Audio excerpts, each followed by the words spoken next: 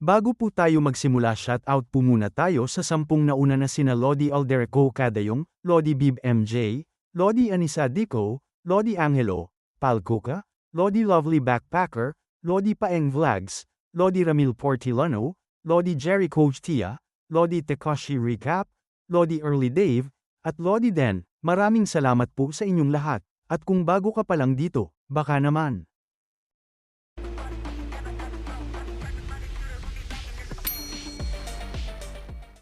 Ika-111 kabanata sa pagpapatuloy. Makikita sa labas ang kanilang pinagtataguan na patuloy pa din ang buhos ng ulan.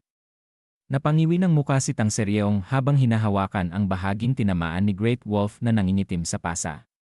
At namamaga ito. Nanlaki ang mata ng ating bida nang makita niya ito at sinabi sa isip na ang ganong karaming dugo. Dapat nawalan na siya ng malay sa tindi ng pinsalang yon.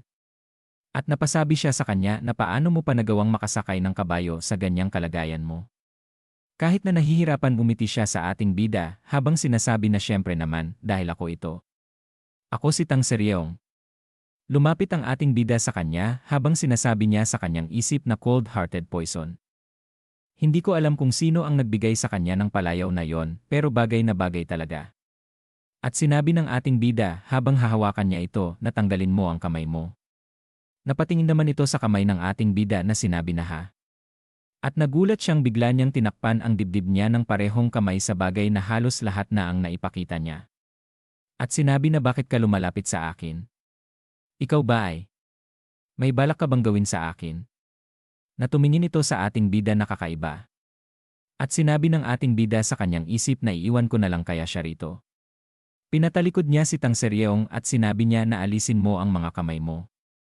Baka magkakaproblema pa yan. Na sinabi sa kanya nito na hindi nga. Inalis ni Jinmu ang walang kabuluhang pagkilos ng kamay ni Tang Seryeong at tiningnan ang kanyang tagiliran. Ang kanyang mga sugat na nararamdaman niya mismo sa kanyang mga kamay ay mas malubha kaysa sa kanyang inaakala.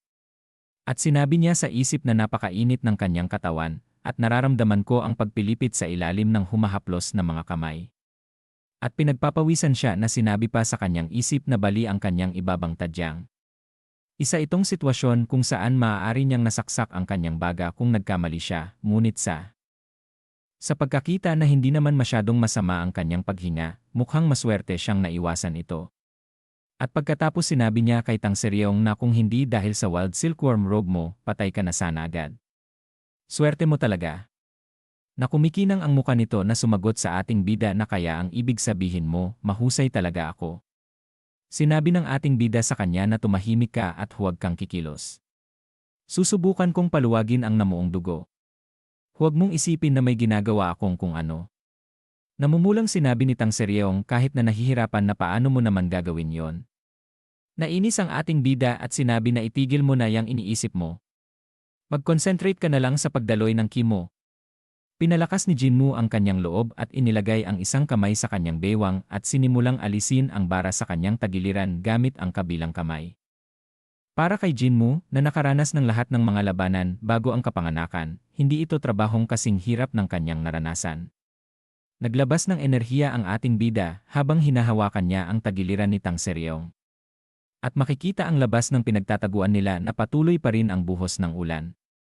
At ilang sandali pa ay dumura si Tang Seryeong ng mga buo-buong itim na dugo. Ang dugong idinura niya sa ikalawang pagkakataon ay matingkad na pula. At sinabi ng ating bida sa kanya na naalis na ang bara, kaya ang mga internal injury ay maaaring pagalingin sa pamamagitan ng pagdaloy ng kimo. Sinabi pa niya ang problema ay ang nabaling tadyang. Wala akong magagawa ngayon, kaya huwag ka munang gumalaw ng sobra.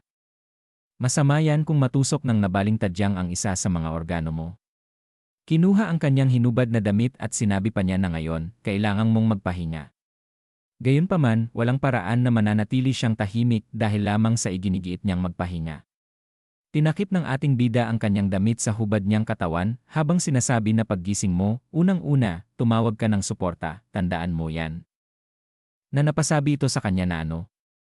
Dagdag pa niya na ano bang sinasabi mo? Medyo mas komportable na ako ngayon. Kaya ko pang lumaban. Si Tang Seryeong, na bumaling ang ulo na may maliwanag na mukha, ay walang lakas na bumagsak. Dahil pinilit siyang matulog ni Jinmu sa pamamagitan ng pagpindot sa isang punto ng daluyan ng dugo. Niyakap siya ni Jinmu nang bumagsak siya at inihiga siya. Umuulan at kapag bumaba ang init ng katawan, darating ang panginginig. Kailangan niya ng isang bagay na magpapanatili sa kanya na mainit. Lumabas si Jinmu at nagtipon ng mga basang sanga at pumasok. At pagtapos niyang pinatuyo ang sanga, pinagliyab niya ito. At sinabi niya sa kanyang isip habang pinagmamasdan niya si Tang Seryeong na delikado ang apoy para sa mga tumatakbo. Ang init at liwanag nito ay madaling magpahayag sa amin.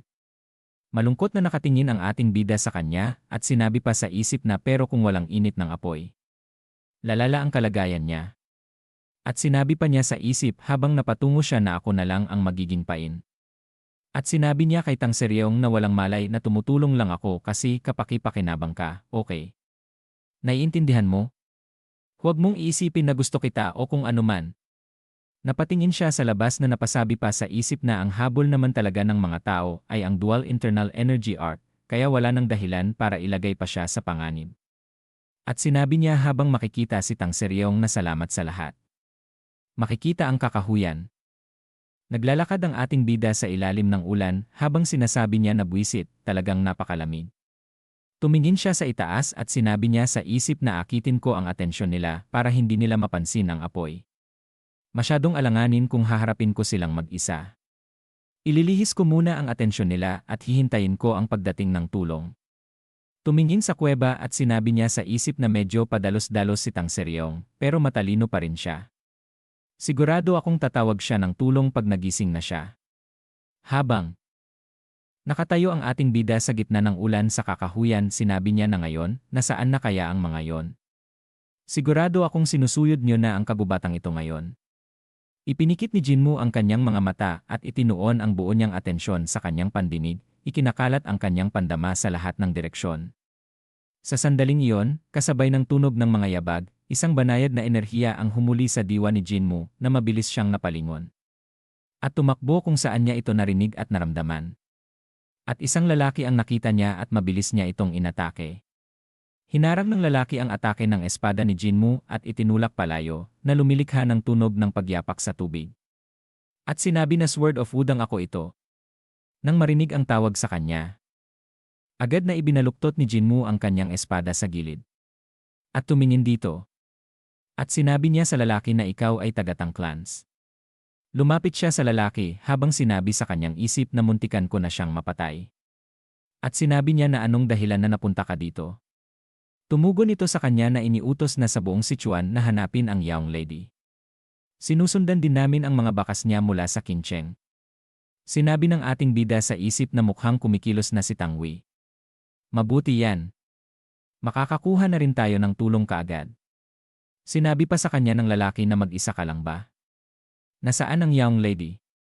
Tumingin siya sa itaas kung nasaan ang kuweba at sinabi sa lalaki na natutulog siya sa yungib doon. Bali ang tadyang niya kaya hindi siya masyadong makagalaw. Nagulat ito sa kanyang narinig at sinabi na bali ang tadyang niya. Masyado ba siyang nasaktan? Sino ang gumawa nito? Nandilat ang mga mata nito habang sinabi pa ng ating bida sa kanya na nasa mga 100 elite na martial artist ang nasa panig na kalaban na puwersa. At ang pinuno ng kalaban ay nasa strengthened sword key realm. Wala akong kasiguruhan na mananalo ako laban sa kanya. Dagdag pa niya habang makikita ang pagbuhos ng ulan sa kakahuyan na gaano katagal kung tatawag tayo ng tulong ngayon? Tumugon ito ng mga 1 araw hanggang 1.5 araw. Napasabi ang ating bida sa kanyang isip na kung gayon, kaya ko bang maghintay hanggang sa 2 araw na yon? Na sinabi ng ating bida sa kanya na pakitawag na lang ng tulong. Ako na ang magdidistract sa kanila. Sinabi sa kanya ng lalaki na ang ibig mo bang sabihin? Ikaw ba'y magiging pain? Sinabi ng ating bida na wala ng oras para mag-usap. Palapit na ng palapit sila. Magtago ka na at pumunta kay Tang Seryeong. Bilis! Tumalon si Jinmu sa isang direksyon. At nang biglang nawala, mabilis na lumayo ang ating bida upang ilihis ang kalaban sa kinaroroonan ni Tang Seryeong at maging pain na rin. At nang makita niya ang mga asasin, mabilis niyang hiniwa ang hangin ng kanyang enerhiyang kulay asul. At mula sa itaas ng puno ang taga-Tang clan ay pinapanood ito habang makikita ang malaking pagsabog sa gubat. At sinabi pa ng mga asasin na nandoon siya. Tumakbo na muli siya. Habulin siya. Napakunot ng noo ang tagatangklan at sinabi niya habang pinagmamasdan ang mga pangyayari na isinasakripisyo niya ang sarili para iligtas ang iba, ganito pala ang isang tunay na Taoista. Dagdag pa nito habang makikita ang kanyang muka na hindi ko malilimutan ang ginawa mo para sa Young Lady. At pagkatapos makikita na itong nagpatuloy na papunta kay Tang Seryong. At dito na po nagtatapos ang ika-111 kabanata.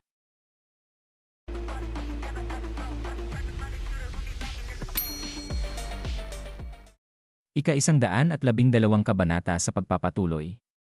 Patuloy sa pagtakbo ang ating bida habang siya ay hinahabol ng mga alagad ni Great Wolf. Sinasabi niya sa kanyang isip na dumadaan na ang gabi.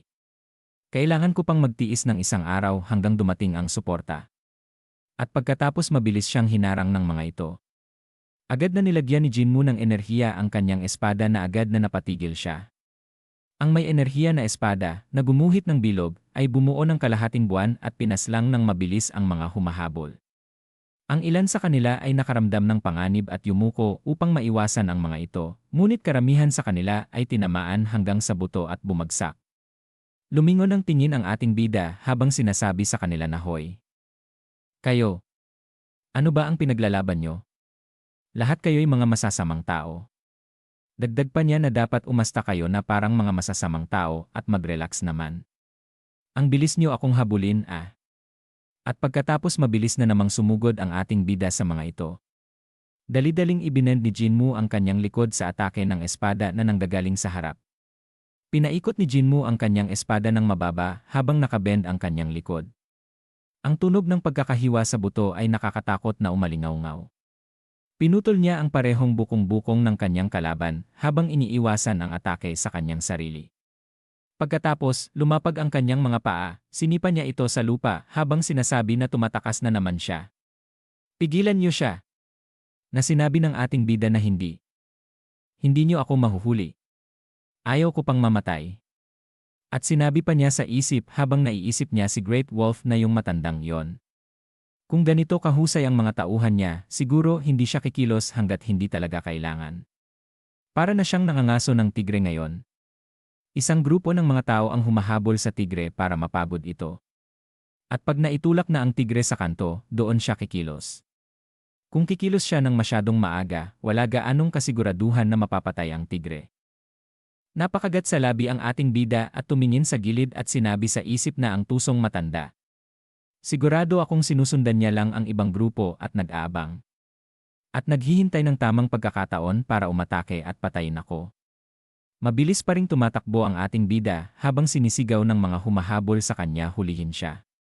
Si Jinmu, na nagpabagal sa paghabol ng kaaway sa pamamagitan ng pag-spray ng malakas na hangin, ay tumalon patungo sa bitak sa lambak. At ilang sandali pa ay marami na niya na namang napatay. Malalim na ang paghinga ng ating bida at halatang pagod na ito. Na napapasabi na lang na ito ay nakakabwisit. Matagal na rin nang mawalan ng talim ang espada at naging parang lagari. Sinabi pa niya sa isip na pinapatay ko na sila buong gabi pero ang dami talagang hinayupak na to, akala ko kakayanin ko pa ng kahit kalahating araw. Pinakalma ni Jinmu ang kanyang mabigat na paghinga sa pamamagitan ng paulit-ulit na malalim na paghinga upang lumaki ang kanyang dibdib. At sinigaw niya mula sa gitna ng kanyang mga pinaslang na mga walang hiya kayo, halika kayo. Hindi ako basta-basta na magpapatalo. Mabilis na sumugod ang mga ito sa kanya. Si Jinmu, na iniyuko ang ulo at ibinilot ang baywang para iwasan ang atake ng espada, ay iwinasiwas ang kanyang espada at dalawang ulo ang lumipad sa hangin. At sinabi pa niya sa mga ito na ba ang lahat ng meron kayo? Dagdag pa niyang sinigaw na lahat kayo. Sabay-sabay kayong lumaban sa akin. Muli na namang sumugod ang mga ito sa kanya at winasiwas niya ang kanyang espada sa unahan.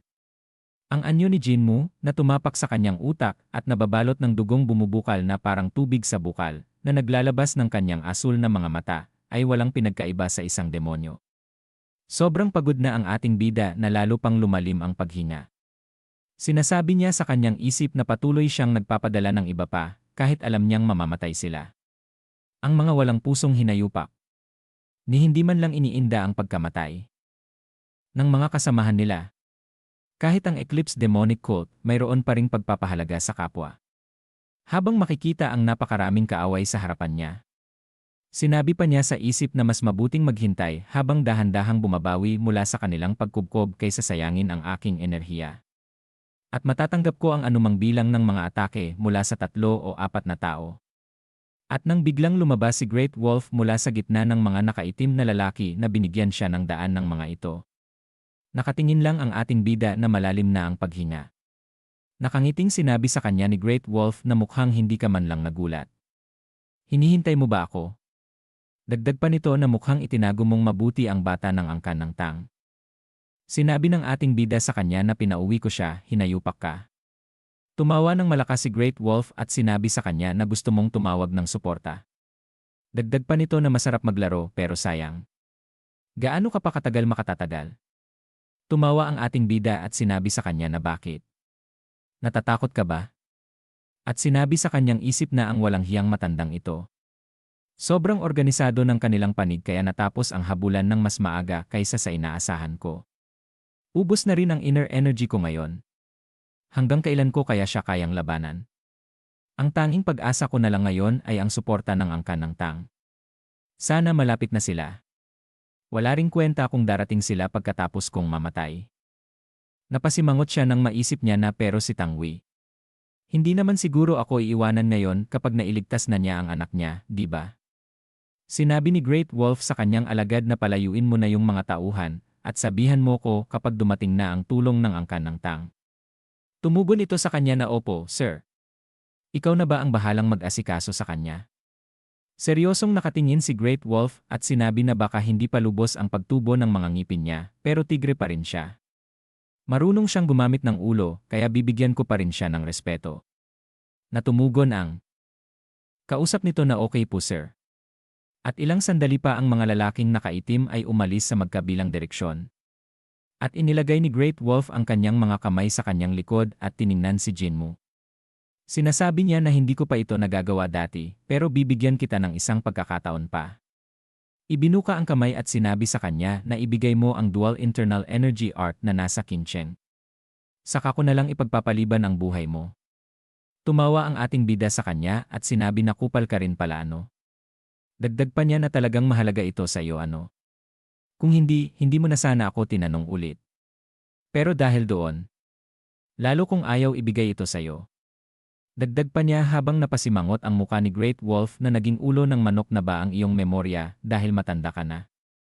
Itinaas ang kanyang espada sa harapan at naglabas ng enerhiya, sinigaw pa niya na sinabi ko na sayo. Kinain ko na yon di ba? Matagal nang naging tayo yon, buwisit kang matanda ka. Naiinis na nakatingin ito sa kanya at sinabi na binigyan na kita ng pagkakataon. Pero sinayang mo lang. Napakalaki mong tanga. Dagdag pa nito habang nangitim ang mga mata at ang enerhiya niya sa kamay ay lumalaki, sinabi na isang tulad mong hangal na bata ay nararapat lang mamatay. At pagkatapos ay hinagis niya ang enerhiya na kanyang binuo sa kanyang kamay papunta sa ating bida. Dali-daling iniyuko ni Jinmu ang kanyang ulo sa kamaong biglang tumalon sa ere at itinaas ang kanyang espada ng pahilis upang hiwain ito. Ang pagwagayway ng buntot ng espada ay nag-iwan ng malaking peklat sa hangin kasunod ng atake ng espada. Na naiwasan naman ito ni Great Wolf. At pagkatapos tumalon ito sa hangin, na biglang inatake ang ating bida ng kanyang enerhiya. Na mabilis naman hinarangan ng espada ni Jinmu ito. Ngunit sa lakas ng atake ni Great Wolf sa kanya, siya ay napaatras ng malayo.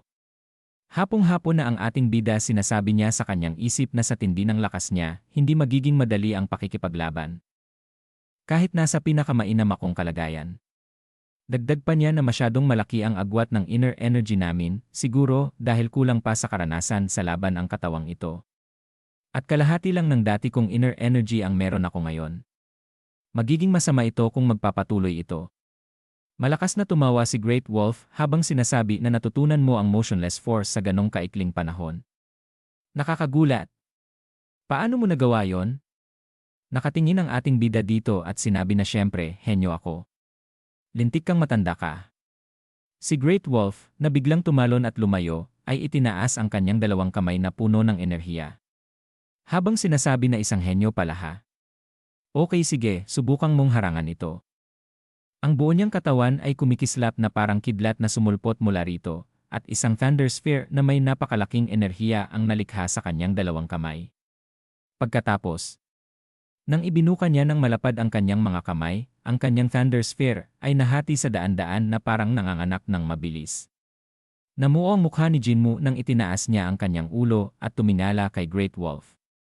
Na napasabi pa siya sa isip na yari na ako ngayon. At sa mga thunder sphere na lumulutang sa paligid niya, mukha siyang isang Diyos ng kulog na naghahati sa mundo gamit ang kulog. Sinabi pa niya sa kanyang isip na kung sinabi lang niya na ganito siya kalakas, sana itinuro ko na lang sa kanya ang Dual Internal Energy Art. At dito na po nagtatapos ang ika-112 kabanata.